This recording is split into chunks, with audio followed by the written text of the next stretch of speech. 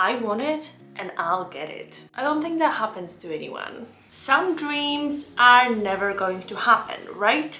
Well, not exactly.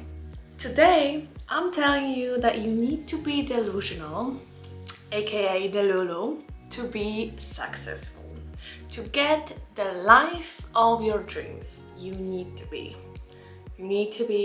100% Delulu. And let me tell you why. To succeed in life, you need to be delusional.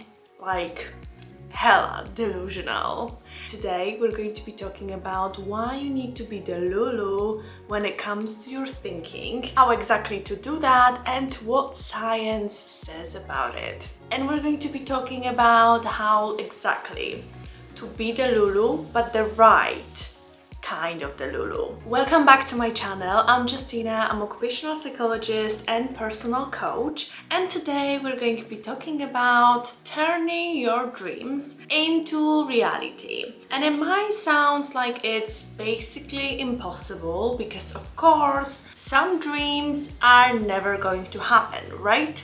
Well, not exactly. But the key is your mindset and later on everything else that comes with it. So when I talk about being delusional, I mean Delulu.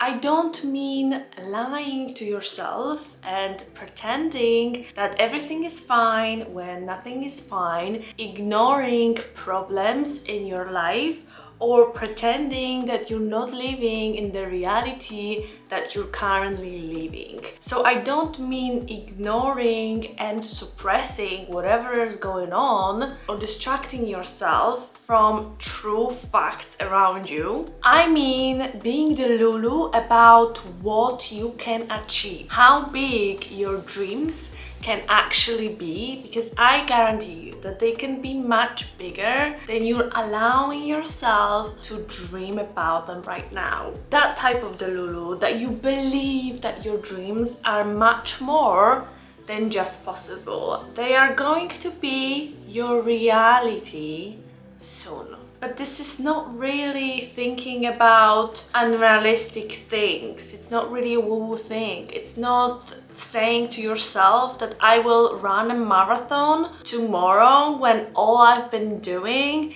is training yoga for the last 5 years. Like, do you see what I mean? But I bet that right now you're undermining your potential, your abilities, and your capabilities. And I cannot blame you for that. We are taught to play it safe. We are told that, oh, maybe your dreams are just too ambitious. Get down to earth. Start just adjusting to other people, follow their level of achievement. Maybe you were taught or told to be humble, to not really boast about your achievements, to make other people more comfortable around you. So then you don't think that you are better than them, or even worse, you are not better than them. But what if I told you that you are actually better than you think? And I'm not talking that you're a better human being than another human being. And I'm not talking about your education or other background. I know that you're a high achiever. I know that in your job or any other aspect, you've noticed that you're learning faster than others. I know that you've noticed that you're just easily bored and often just wonder, is this enough for me? I don't think that it's enough. I want more. You want more, you want something different, you want a challenge. And this is not just your opinion. This is basically a fact. And these are the clear moments when you realize that you're really undermining who you are and what you're capable of, because you don't want to be too braggy. You don't want to seem like you're too full of yourself. You don't want to be overconfident and show others how amazing you are. But then you notice other people that are overconfident and it drives you crazy.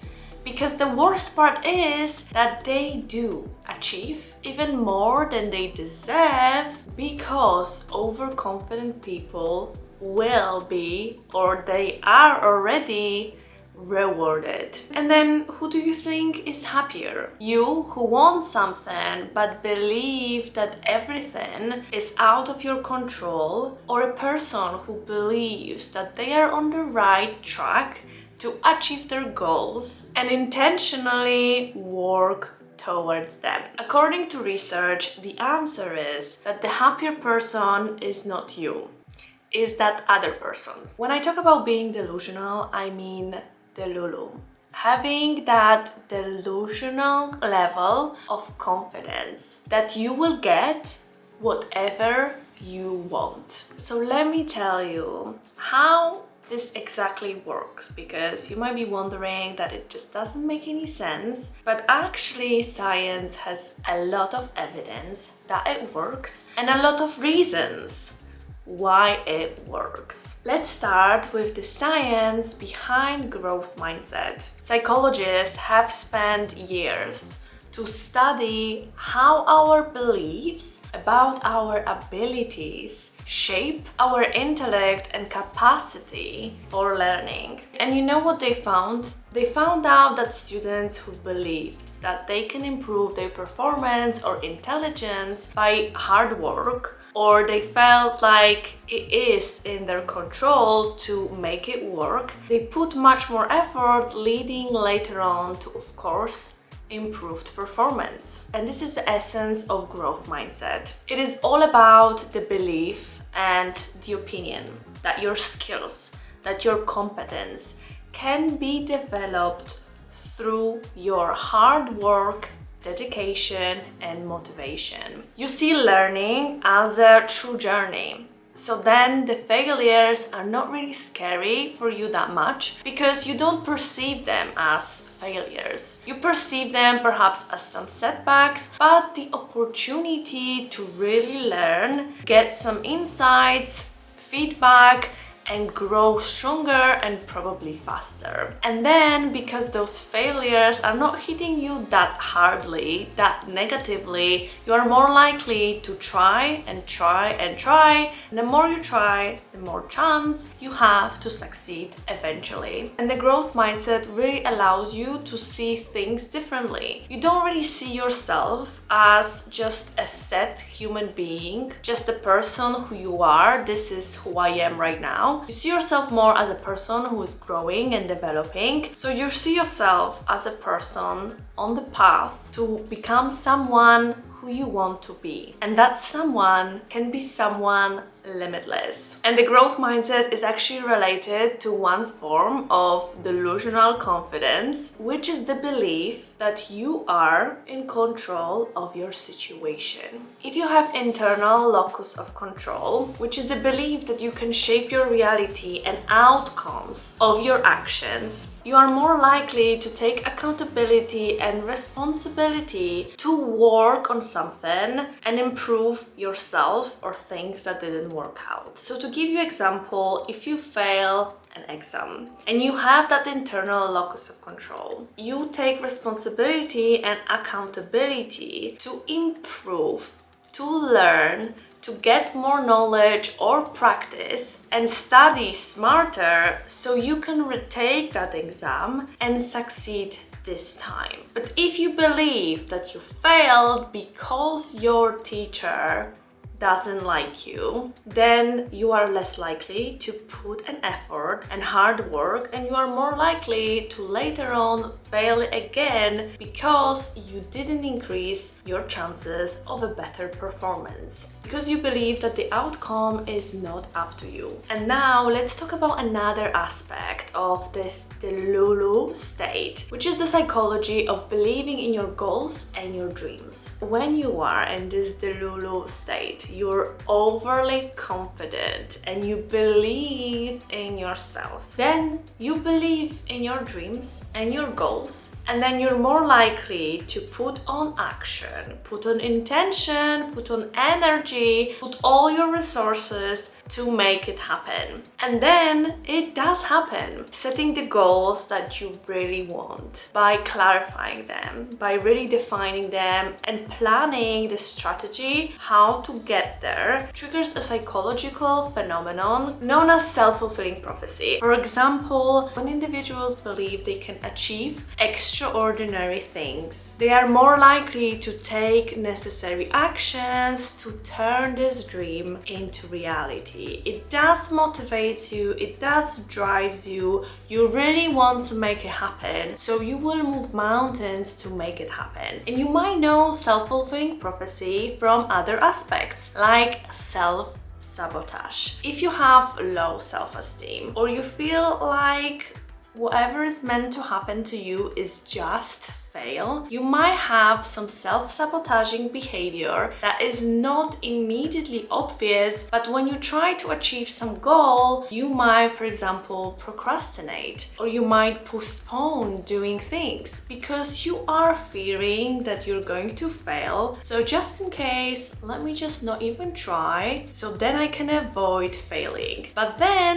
you actually failed doing that and making it happen because subconsciously you decided that it is not going to happen, it will fail anyway, and it actually failed. But to really make it happen, new research and coaching psychology really recommends writing down your goals, clarifying them really clearly, and taking actionable steps towards those goals. And later on, a great help is to develop a supporting network with people around you, so then they can hold you accountable for your actions, but really support you throughout the journey or ups and downs or doubts. And that believe in your goals and dreams, and really believing that they will be your reality and you're just working towards them, become that reality, so it's just a matter of time. It's another form of delusion, which is adopting that delusional overconfidence in your outlook. It is expecting almost unrealistically positive outcomes. And again, you might have heard about it.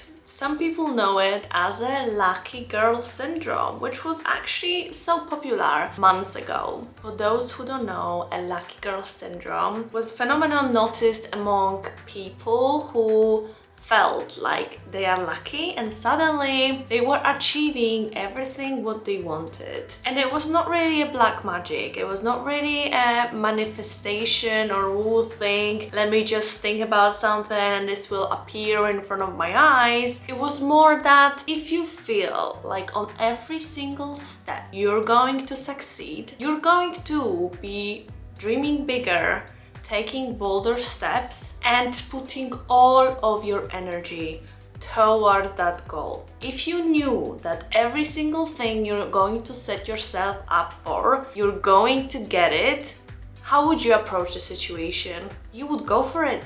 You will put yourself all in. That's why when you believe that you are going to succeed, you're actually more likely to succeed. And on the other hand, if you believe that you're going to fail, you might even not try or not put everything what you got out there. But if you believe that you are going to get it, that you are already a winner, or you know that you're going to win it, you're putting all your time, all your energy, all your resources, all your knowledge. You prepare yourself so well and direct your intention and create a great plan towards achieving that goal. That's why you are more likely to succeed. So there is not really a black magic or woo things. If you're playing your cards smart, you are increasing your chances to win. And the last form of delusion is when confidence exceeds competence. It's like fake it until you make it, or fake it until you become it. Call it however you want. For example, with soft skills, you really need to get out of your comfort zone. You really need to practice and learn something and do it before you're really ready, because you are never going to be ready, or you might never know that you're ready, because how would you know that you're ready for something that you have never tried? So overly confident Delulu people will go for opportunities because they will not really think, am I ready? Will I fail? Oh my god, I should just wait and learn more about this. No, they will just think, cool, it's a cool idea, I want to do it, so let's do it. They might not even know what the hell they're going to be doing or how they should be doing that. They might not even know what they signed up for, but regardless, they are going for it and they are going to learn things on the job. So sooner or later, that competence will match that confidence they had at the beginning. So they will get that competence, they will learn and they will grow. But missing that opportunity will not only stop you from developing yourself, but will actually decrease your self-confidence, because it will be your confirmation that you are not ready, that you were not really cut for it. And later on, it might stop you from trying again something new. So the most successful people are actually the most delusional, often talking about their plans and goals like it already happened or like a fact. It's not like they're guessing the future. They know.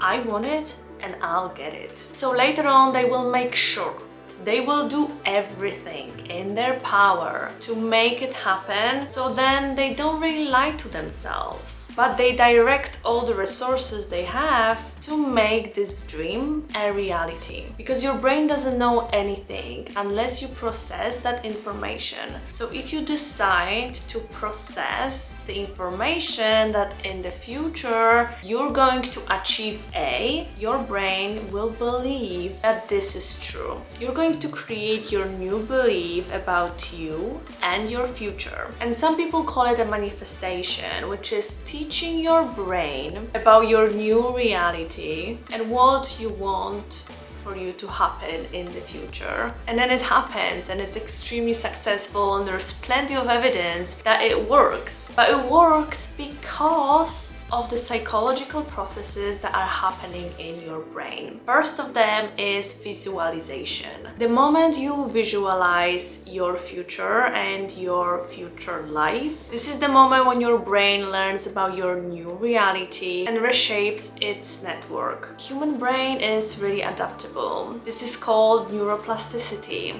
that your brain can create new connections, and the connections very often used are being strengthened. That's why sometimes it is so hard to break a habit, because that pathway is already so well established. But it doesn't mean that it's impossible to change your network. Through repeated use or constant reminder or constant visualization, you can create new connections or improve the strength of existing ones. And those existing ones are usually the reality that you've been living in for a lot of years. And sometimes innovation or dreaming big requires reshaping how you see your life, how you see other people's life, and how you see yourself. So if you are striving to become someone else, it is possible. But first, you need to start thinking how that person would be thinking. And throughout repetition, you become closer and closer to that person that you want to become. It's like a habit, but with a clear vision of where you're going. And then another psychological phenomenon that actually confirms why manifestation and visualization works is my favorite, confirmation bias. If you're looking for something, you're going to find it. Confirmation bias is really a support of pre-existing beliefs. So for instance, if somebody is pregnant, and because it really affects them and their life, and they need to live in that reality that they are pregnant, they're going to start seeing more pregnant women around. If you're looking for something, you're going to find it, because if your daily attention is on you being pregnant, on you preparing to raise a child, when you go outside, you do see people, women who are in the same situation, and suddenly you realize that there is just pregnant women everywhere. And the same with other beliefs. If you believe that your dream job is just around the corner, you start, first of all, be more motivated, but also be more proactive with looking for those dream jobs, with finding opportunities, and suddenly you are more likely to find it because you actually put more effort into looking for it. And then if you're looking for something, you're going to find it because it's just a matter of time. But if you didn't believe that the dream job is just around the corner, you can find it, but you believe that there is just no dream job out there, or you don't even deserve to have it, you will not look for it and you will just be waiting until somebody will give it to you. And what's the likelihood that somebody will knock on your door and give you your dream job? I don't think that happens to anyone. So remember, your mind is a powerful tool. Your thoughts, your beliefs are really shaping your reality, and later on really have impact how you direct your time, energy, and intention and your actions towards those goals. But remember, to be delusionally confident, we need to first address one thing, which is fear of failing. Because one of the reasons why people might be confident but they still don't do what they know that they should be doing, because this will get them closer to their goals, is fear that they will fail, they will make mistakes, they are not perfect, or things are just not going to work out as they expected. And I understand that, because we tend to think about negative consequences as something tragic. Actually, negative thoughts and negative consequences are much more powerful than positive ones. That's why you are more likely to remember a hateful comment and it will probably ruin your day or week. But when somebody gives you a compliment, you might just forget about it within 10 minutes. So to be less scared of failing, we need to really mitigate that power of negative consequences and not feel like this is the end of the world, but more as opportunity to grow. And there is nothing wrong with that. Either way, we're going to gain something out of it, and then we're going to keep on trying. And one way to do that is to introduce a positive self-talk, because overly confident people, whenever they need to do something scary, what do you think they are thinking? They are thinking, wow, I'm amazing, I've got this, let's just do it, let's go. They have that positive self-talk, and that's why they are unstoppable. And if you want to hear more about the benefits of positive self-talk and how to start talking to yourself in a positive way, watch my previous video, which link will be right here. Because one of the indicators of your future success is not only you working towards your goal, but also how confident are you going to be after failures. All of the successful people know the taste of failure.